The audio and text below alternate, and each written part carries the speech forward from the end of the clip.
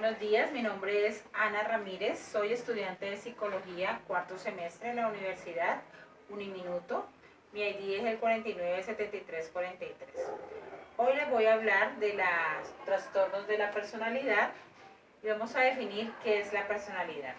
La personalidad está definida por Matt Connett como un conjunto de patrones, pensamientos y emociones, conductas y sentimientos.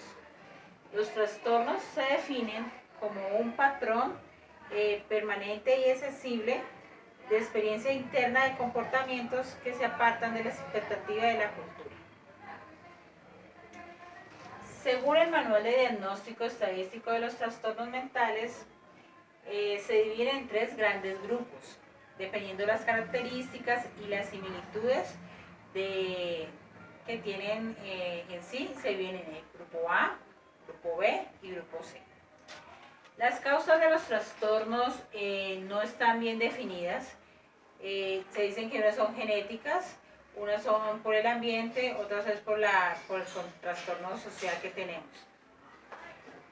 La clasificación de los trastornos: en el grupo A tenemos paranoide, esquizotípico, esquizonoide, que son los rasgos excéntricos de la personalidad.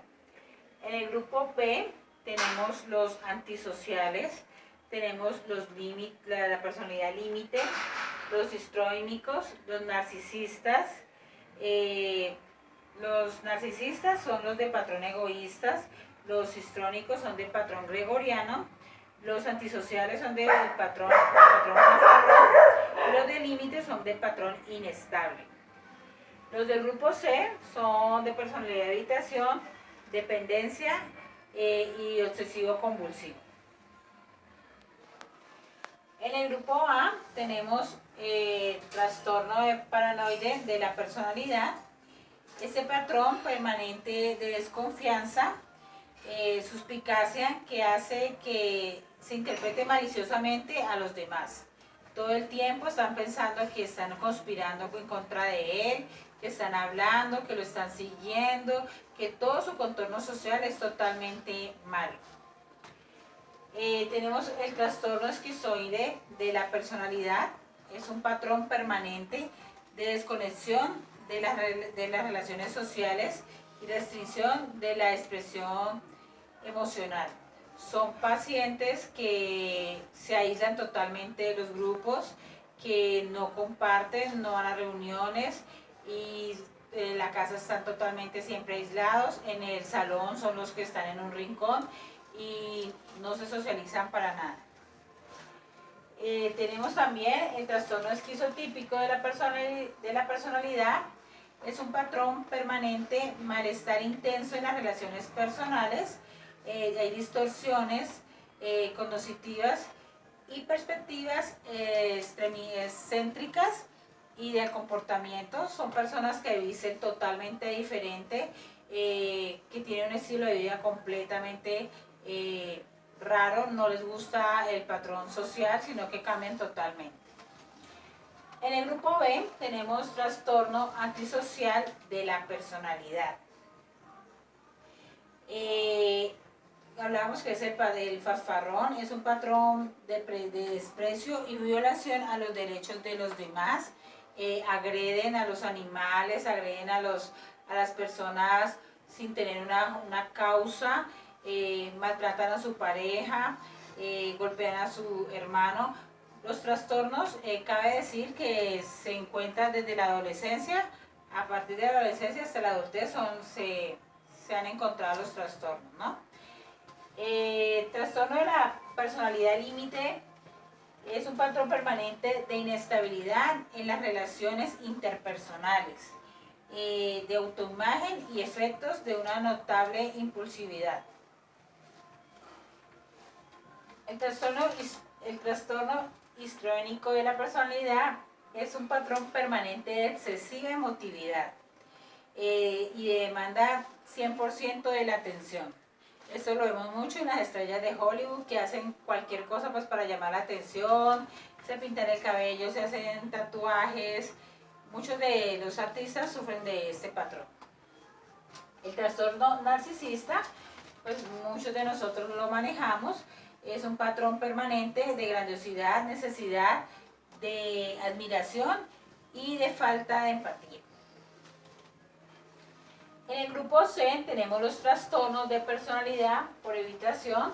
Es un patrón permanente de inhibición social, sentimientos incompetencia e hipersensibilidad a la evaluación negativa. Siempre está preguntando cómo me estoy portando. Si hago algo, no es por querer hacerlo, sino es por buscar la atención y la aprobación de los demás.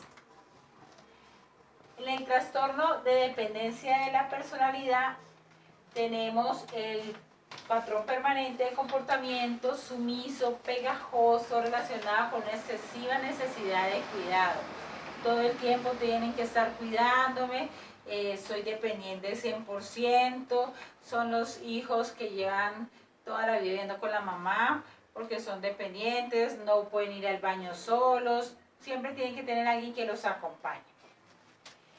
El trastorno obsesivo compulsivo de la personalidad es un patrón permanente de orden y perfeccionismo y de control. Los tratamientos eficaces para el grupo A, pues tenemos la reestructuración cognitiva, el entrenamiento de habilidades sociales, la terapia ocupacional, la psicoanalítica, terapias orientadas al ámbito, terapias familiares, terapias en grupo. En la terapia psicoanalítica se hace un breve trabajo en grupo. La terapia en grupo psicoanalítica y cognitiva conductual también es muy importante para este grupo de trastornos. Terapia de comunidad terapéutica, porque así las personas evitan el miedo y empiezan a socializarse un poco con el contorno. Y la terapia cognitiva conductual ayuda a que mediante varias conductas olvidar la conducta anterior por causa-efecto. También tenemos la terapia cognitiva racional, la terapia psicoanalítica breve en grupo, terapia de entrenamiento y asertividad y terapia psicodinámica breve de apoyo y expresividad. En los tratamientos eficaces para el grupo B tenemos técnicas cognitivas, terapia dialéctica comportamental, terapia familiar y terapia en grupo. Por ejemplo, para los trastornos de personalidad narcisista, tenemos un ejemplo, la terapia cognitiva conductual de Becker, que él hace un cambio de la distorsión cognitiva que tiene el paciente de sí mismo y cambia sus pensamientos por pensamientos reales. La reestructuración por medio de imágenes también puede ser útil para estos pacientes con estos trastornos porque pueden empezar a reemplazar esas imágenes narcisistas que ellos tienen por terapias, por imágenes, como les decía anteriormente, más realistas y evitar tanta fantasía que ellos tienen. La perisensibilidad a la evaluación es algo muy importante porque muchos pacientes se pueden sentir atacados y en ese momento la terapia fracasa. La detención y distracción del pensamiento para acabar los hábitos del pensamiento sobre los otros que están pensando hace parte importante de la terapia cognitiva conductual. El entrenamiento en empatía, con representación e intervención de papeles y planteamientos de modos alternativos de tratar a los demás. Los tratamientos eficaces para el grupo C, tenemos técnicas interpersonales, técnicas de terapia familiar, la terapia de Becker, que ya esta terapia en los otros grupos también es mencionada, la terapia cognitiva de Allen, las terapias en grupo y las terapias interpersonal de Sabra. Estas terapias se caracterizan por un patrón general de temores, o sea, los trastornos anormales que tienen que ver con las relaciones sociales y la separación de la necesidad de control, la personalidad de dependencia, técnicas interpersonales. Como les decía, la terapia familiar es muy importante cuando el sistema familiar es un instrumento para mantener un patrón dependiente.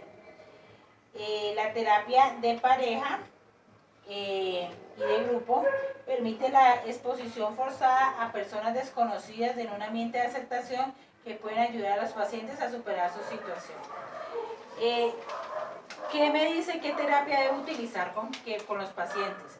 Me lo dice el paciente dependiendo de su problemática, de las características que tiene de la personalidad. Se puede utilizar una o se puede hacer combinaciones de varias terapias, como lo dije anteriormente, puede ser una combinación entre la psicoanalítica y la cognitiva conductual.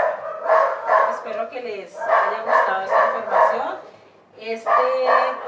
Este tema de las terapias es bastante grande, es bastante abundante, puesto que cada vez la sociedad va buscando nuevos trastornos. Muchas gracias por su atención.